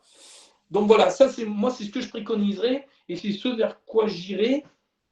Et c'est aussi ce qu'on ne fait pas, nous, on n'a pas ces moyens-là non plus, nous, de le faire comme ça. On n'a pas complètement ces outils-là. Mais je pense que cet aspect-là, autant il y a des fondamentaux et des choses qui sont plus ou moins figées dans des principes d'entraînement et auxquels on ne peut pas déroger. Voilà, pour développer la force, il faut faire ça. Pour développer l'aérobie, il faut faire ça. Pour développer les qualités de vitesse, il faut faire ça, sur les compléments d'entraînement. Autant sur la récup, il faut pouvoir proposer, je pense, différents outils si on peut le faire. Et le mec va piocher. C'est lui, c'est le joueur qui va piocher. Très bien, merci. C'est assez clair, ouais. Ouais, c'est très bien. Bon.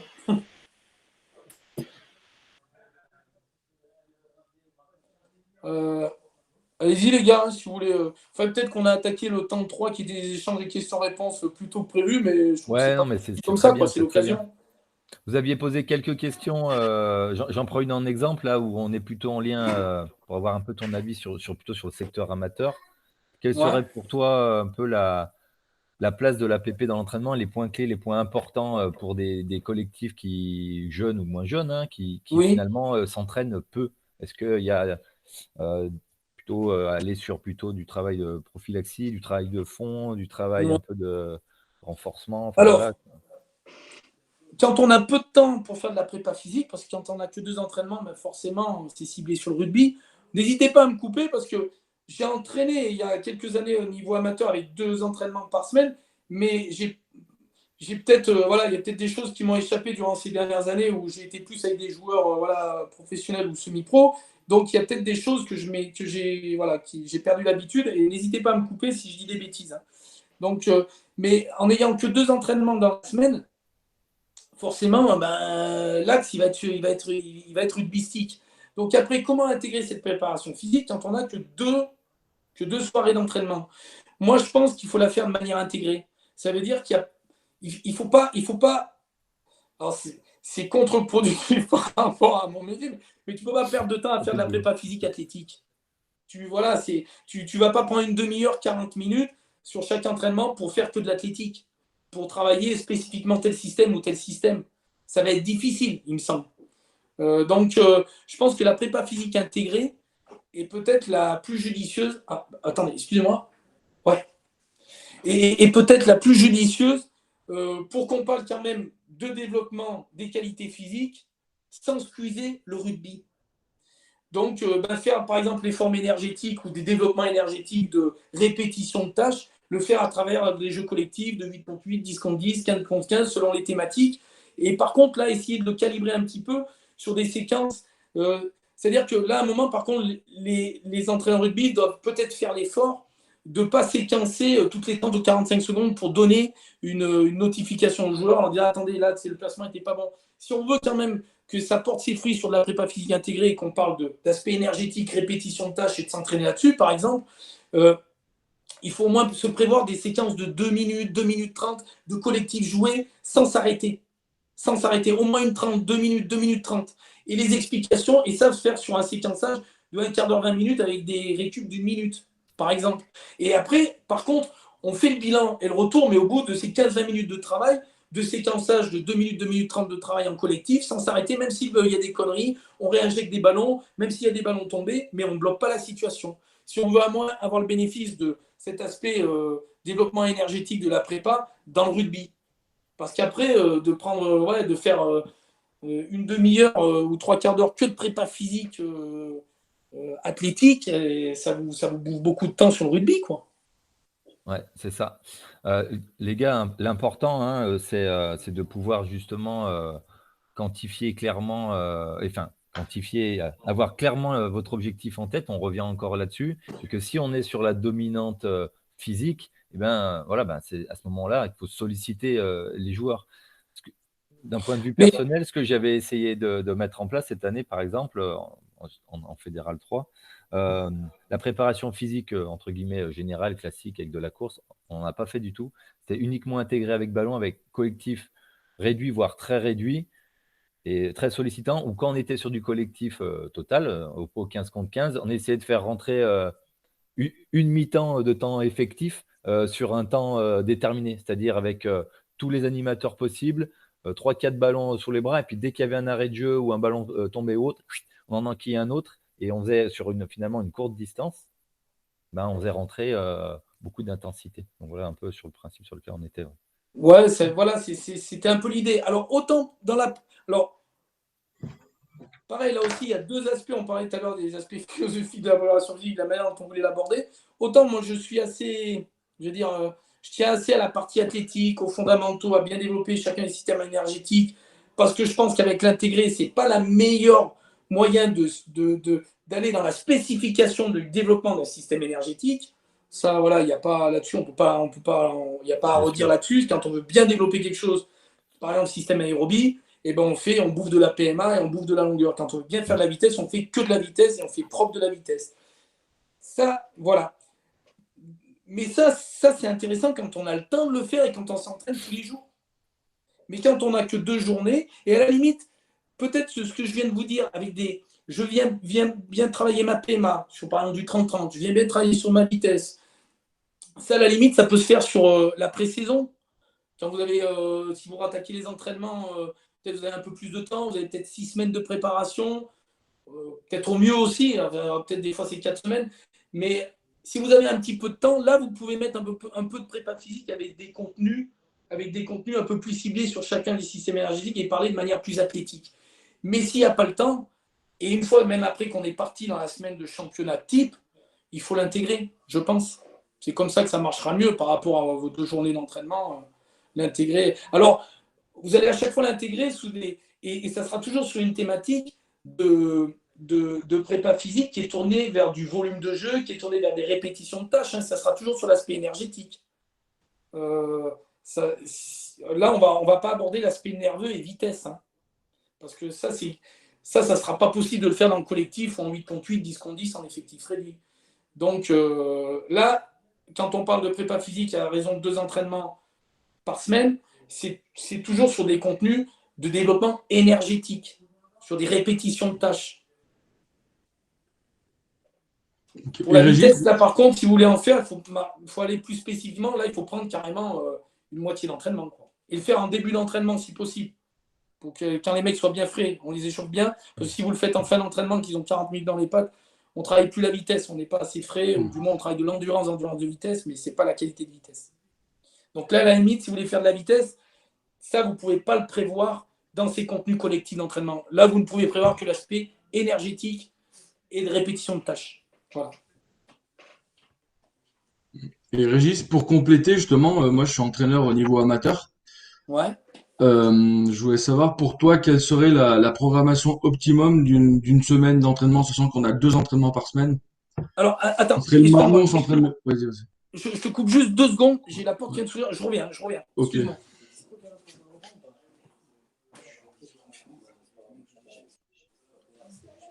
C'est bien, Sylvain, tu parles de préparation physique. Attends, moi je suis un pro de la prépa.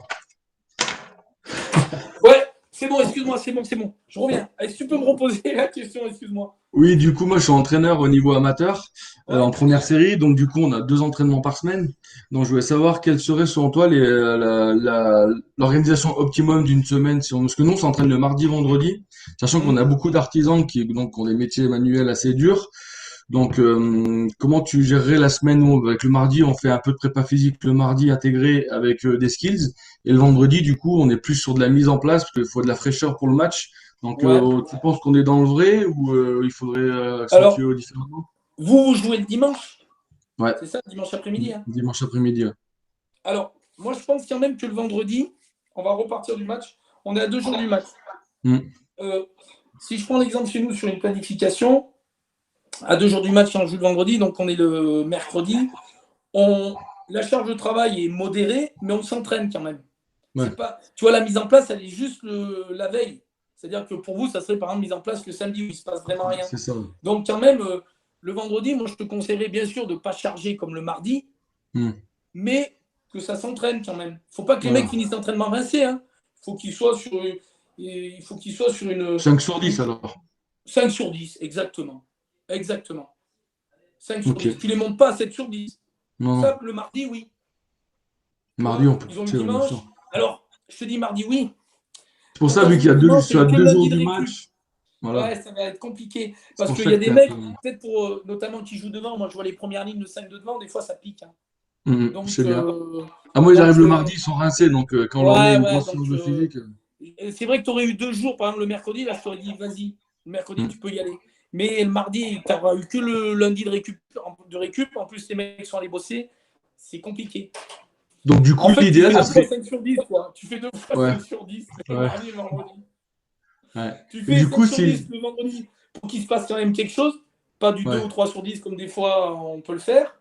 Et le mardi, bah, tu ne peux pas charger trop non plus, puisque tu es à un jour du match. Et peut-être pour certains, si tu fais du travail de ligne, peut-être tes 3 quarts pourront le faire, tu vois, mais ton 8 de devant, des fois, c'est un peu plus compliqué. Ouais, c'est clair. Et du Donc, coup, si le tu dois à mieux, la ça limite serait le faire des mercredi. mêlées, tu vois, à la limite, si tu dois faire des mêlées et que tu restes sur le mardi, vendredi, moi, les mêlées et le contact, ou travailler un peu de ballon porté, pas très long, hein, mais tu peux le faire le vendredi. Tu vois, D'accord. plus que le mardi, parce que le mardi, quand les mecs sont mâchurés du dimanche après-midi, tu vas pas bien les bosser, quoi. Les mecs, ils peuvent pas rentrer fort, quoi. Tu fais un travail de mêlée, ballon porté qui saccage un peu, ça va être compliqué. Donc, à la limite, tu peux le faire un peu le vendredi, pas pendant une demi-heure, hein, mais tu vois, 15-20 minutes, hop, et terminé. Ouais. Pour pas les rincer, quoi. Mais au moins, parce qu'il faut aussi qu'ils vivent des mêlées, qu'ils les travaillent, donc voilà. Et l'idéal, après, bah, ça serait de faire peut-être le mercredi, quoi. Mais C'est ça. ça dépend aussi Donc, du jeu. remplacer le mercredi, tu le mets le mardi, tu le mets dans le mercredi, en fait. Ouais, voilà, c'est ça. Parce que là, lundi, Donc, mardi, mercredi. période de récup, fin de récup. Ils sont allés bosser, mais il ne sera rien passé. Ils auront quand même le temps un peu de récupérer. Et là, le mercredi, on peut y aller un peu plus, quoi. Le jeudi, D'accord. récup. Et le vendredi, tu vois, le mardi, ça fait une cote de 7 sur 10. Le jeudi, rien. Et le vendredi, une cote de 5 sur 10. Peut-être que tu pourrais un peu mieux bosser comme ça. D'accord. Mais, Ok. mais c'est dépendant, voilà. Il y a d'autres choses qui. Bah, merci beaucoup. Bah, de rien. Moi, j'ai une question. On a beaucoup parlé de tout ce qui était aspect un peu sur la charge d'entraînement, etc. Je voulais savoir si on pouvait un peu descendre dans les catégories, peut-être se poser la question de la place de la préparation physique sur un collectif à l'académie. Est-ce que c'est plutôt cohérent ou pas pour travailler justement la vitesse? Parce qu'on sait qu'il y a des âges quand même qui sont plus enclins au Ouais. développement de la vitesse. Alors, Ouais, tu bonjour. dis sur un collectif de moins de combien? C'était des moins de. Bah, j'ai moins de, par exemple, des minimes. Minimes, Ouais. peut-être construire quelque chose de cohérent pour faire minime, cadet, et puis ensuite aller justement sur Ouais. un développement complet du joueur. Là, en termes de prépa physique, je pense qu'il est intéressant d'aborder, ça sera les aspects de vitesse, de force et de coordination. Ouais. Quand je dis force, je dis gainage, hein, tu vois. Vitesse, force, coordination. Après, selon les profils des gamins aussi, tu vois quand même qu'il y en a qui sont assez fragiles au niveau aérobie. Donc, des fois, qui sont déjà un peu en surpoids. Déjà. Donc là, forcément, il y a déjà une éducation à faire là-dessus et puis peut-être un travail déjà qu'on peut mettre en place. Mais quand jeune comme ça, je pense que des fois, on ne met pas assez l'accent sur la vitesse, sur les qualités nerveuses, parce qu'on se dit que c'est peut-être violent, c'est peut-être tout de suite, on rapproche tous ces aspects nerveux musculaires, des fois aussi à du travail de musculation, mais on peut très bien faire du travail de musculation sur le mouvement, sur les postures, sur des fois des éducatifs d'haltérophilie, et sans non plus charger ou aller au-delà du potentiel du gamin. Hein. Donc là-dessus, je pense que effectivement, la notion de préparation physique peut rentrer très tôt dans la formation rugbystique des jeunes joueurs et sous l'aspect vitesse-agilité, sous l'aspect gainage avec renforcer, c'est un travail de force, hein, renforcer son châssis avec du gainage et des éducatifs de musculation, de positionnement sous les barres, de réalisation de coordination sous les barres, notamment des éducatifs d'haltérophilie qui peuvent être intéressants. Voilà, mais des choses très simples, hein, de tirage, sans aller chercher des éducatifs très compliqués. Après, quand on dispose aussi que d'un terrain et qu'on n'a pas de matériel de musculation ou de salle de musculation, on va se trouver assez limité peut-être sur notamment le travail de posture sur les sur les contenus de renforcement musculaire.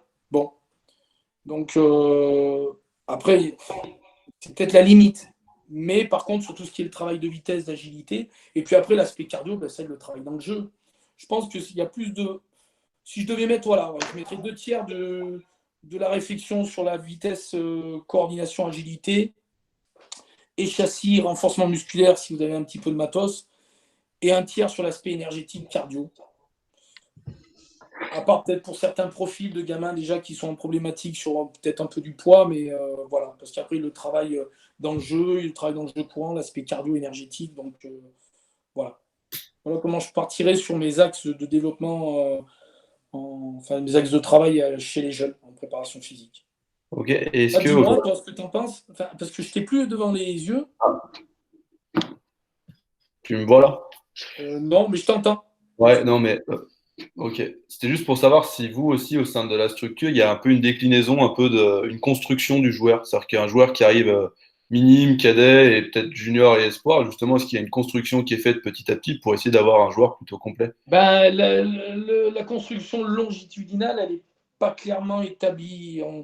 Je pense il y a eu un nouveau directeur du centre de formation qui est arrivé l'année dernière, donc ça va se mettre déjà en place avec les espoirs qui est déjà une continuité. Parce que même là, il n'y a pas forcément des fois de lien et de corrélation forte entre la prépa physique des espoirs et la prépa physique des seniors avec des grands axes et ce qui nous semble nos prioritaires sur les chapitres de la préparation physique, même si on sait que des espoirs sont plus sur un développement formation que ne peut l'être des joueurs professionnels qui, eux, doivent répondre présent de chaque week-end. Donc, voilà, malgré tout, il peut y avoir des grands axes et dans chaque club, il y a selon un petit peu les expériences, les vécus de chacun, on a tous des fils rouges et des contenus, des contenus de travail qui nous, comment dire, qu'on aime mettre en avant et qui sont prioritaires sur notre préparation physique. Donc là, on est en train de le construire. On est en train de le construire. Stéphane est arrivé l'année dernière et qui est une cohérence dans l'enchaînement et le suivi des étapes de développement et de formation en préparation physique, qui est un lien entre les espoirs et les seniors. Pour l'instant, on en est là. Donc, des espoirs jusqu'à l'école de rugby, on n'en est pas encore là, mais c'est un chantier. C'est un prochain travail. Ok.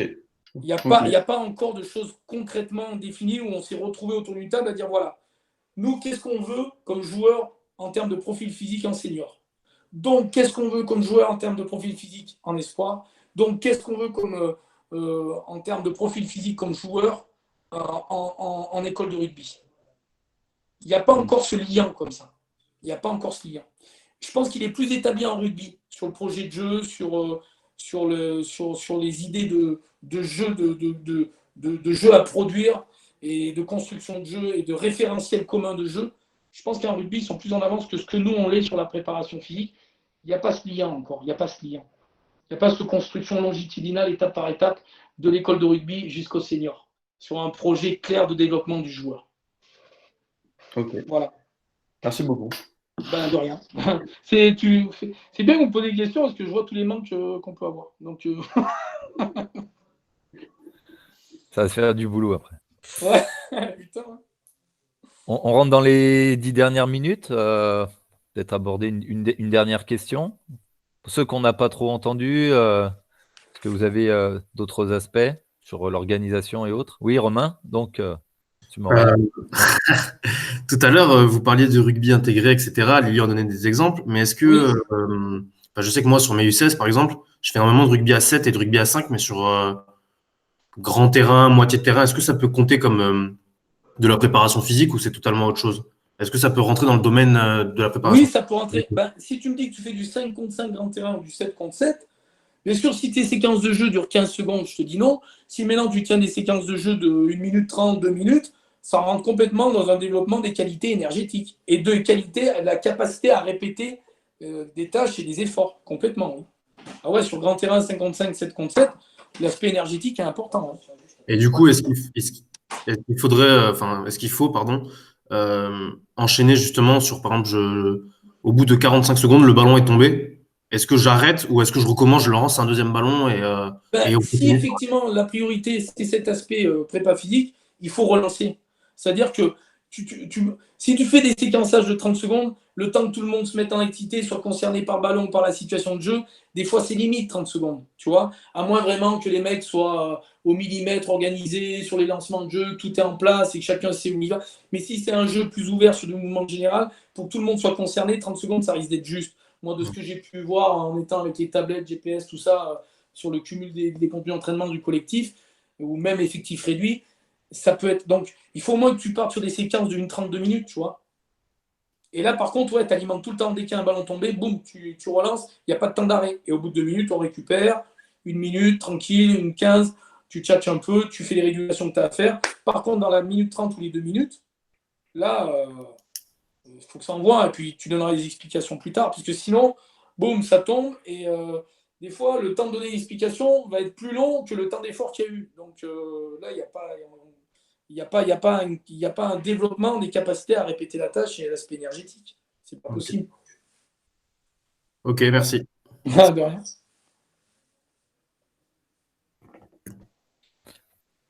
Ok, donc est-ce que du coup, il y en a encore un tout petit peu de temps? Est-ce qu'il y a d'autres points? Moi, j'ai peut-être une dernière. Ah, vas-y. Pardon. Du coup, j'en avais une pour avoir Vas-y. ton avis, Régis, en tant que prépa. C'est quelque chose qu'on a fait cette année avec les U16 au FCG, et je voulais avoir ton avis par rapport à ça. On a essayé de se rapprocher, en fait, bien qu'il y ait des gamins qui aient pas mal de prépa physique quand même, pour certains, mais d'autres qui l'ont moins. Du coup, on a essayé de se rapprocher, à avoir une réflexion, à se rapprocher systématiquement du match sur les temps de travail et les temps de récup. Oui. C'est-à-dire que pendant une période, donc grosso modo pendant 20 minutes, les joueurs n'avaient pas de récupération.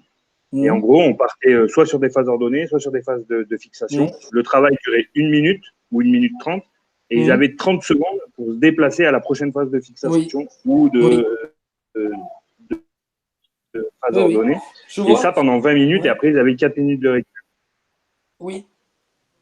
Et ça, je voulais avoir ton avis par rapport à ça. Je pense que c'est quelque chose qui est pleinement transférable sur le monde amateur. Je vais venir voir ce que vous faites parce qu'on a du mal à le faire. Non, c'est bien. Non, mais c'est bien. C'est bien.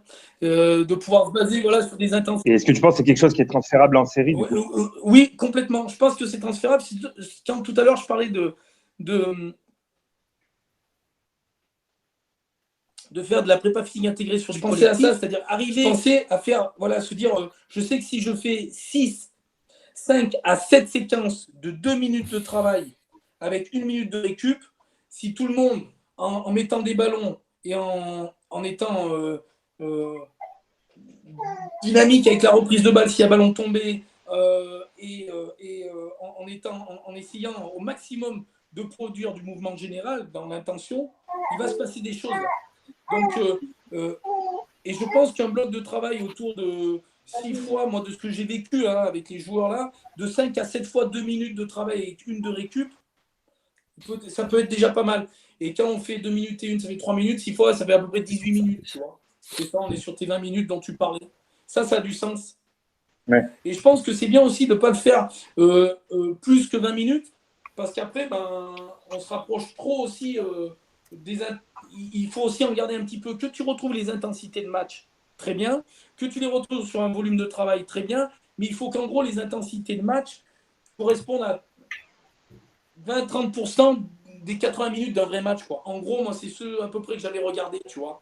Si ça dure une vingtaine de minutes pour tes 80, tu vois, c'est ça, on est à 25%. Il faut que dans la semaine, une fois dans la semaine, tu te retrouves avec 20 à 30% de ce que tu te retrouves, de ce que tu as dans la charge de travail du match. Donc, tu vois, 20 minutes, ça serait bien, ça serait ça. Et sur un séquençage de 2 minutes, 1 minute, alors des fois, ça peut dépasser à 2,15, 2,20, hein, tu vois, faut pas non plus. Et des fois, ça sera peut-être 1,50. Mais voilà, il faut rester autour de ces 2 minutes et 1 minute de récup. Et là, par contre, oui, dans ta minute de récup, les faire se déplacer de manière assez active. Alors après, partir sur une touche ou une mêlée un peu plus loin, au moins qu'ils se déplacent, qu'ils aient une récup un petit peu active. que la FC Max non plus descende pas trop, même si une minute c'est relativement court, et qu'ils repartent sur une FC déjà assez haute pour s'approcher de la FC Max assez rapidement dans les 2 minutes, au bout de 30-45 secondes de travail, dans les 2 minutes, dans les séquences de 2 minutes. En gros, il faudrait que les mecs soient toujours autour de 90% de ta FC, tu vois, sur ces 2 minutes de travail. En 90%, quoi. En 80, même 85, c'est un peu l'edge. Mais c'est assez difficile, ça veut dire que les gonzes, ils doivent sortir un métrage minute important. Hein. Ça va. Surtout que si tu fais ce genre de situation en réduisant le contact, c'est-à-dire sur les rucks, ils vont venir juste se poser, ils n'arrivent pas pour chacailler, et sur les plaquages, ça ceinture juste, où ça met, voilà, et qu'il n'y a pas vraiment d'engagement physique, c'est-à-dire qu'il faut prévoir un métrage minute supérieur à ce qui se fait en match. Exemple, un troisième ligne qui était autour de, je sais pas, 90 mètres minutes, et en intégrant dedans les zones de contact réelles du match, et bien là, il faudra peut-être qu'il soit à 110 mètres minutes, tu vois, vu qu'il n'y a pas le contact, et vu qu'il n'y a pas l'opposition directe, ça reste juste à ceinturer, ou sur les rocks, ça vient un peu juste se poser. Donc, il faut prévoir quand même un petit pourcentage au-dessus du métrage minute, enfin, du moins de l'intensité de déplacement, si on n'a pas les GPS, mais au moins sur le mouvement général, il faut que ça aille plus vite que ce que ça aille en match, que ce que ça va en match. Parce que tu n'as pas le contact, tu vois. Ok, ouais, d'accord. Donc, tu essaies de pallier cette dépense, cette charge de travail associée au contact, tu essaies de la pallier par un métrage minute plus important. Même si, en soi, ça ne remplacera pas quand tu luttes 5 ou 6 secondes à intensité maximale sur un règle pour le gain du ballon. Hein. Tu vois, des fois, ça peut durer longtemps. Et voilà. Mais tu essayes au moins, bien sûr. Tu essayes au moins de se rapprocher en mettant une intensité de déplacement plus importante que celle du match. De rien. Ok. Merci beaucoup. Ok, très bien. Peut-être un petit mot de la fin. Comment vous avez perçu un petit peu cet temps d'échange, point de vue plutôt stagiaire, et puis ton point de vue un peu Régis, sur une nouvelle interaction plutôt très à distance. Ouais. Constructif, instructif. Ça vous a ouvert des chagrins. Moi, je vais vous dire que j'ai trouvé intéressant sur l'aspect d'échange. Voilà. On est assez rapidement passé sur des questions-réponses. Que ce soit pas trop magistral et que ce soit moi qui débite les idées et qui soit monologue. Donc ça, j'ai trouvé intéressant sur l'échange. Voilà, à titre personnel. Ouais, c'était très, très, très, très bien. Ok. Bon, les gars, si jamais il n'y a pas d'autres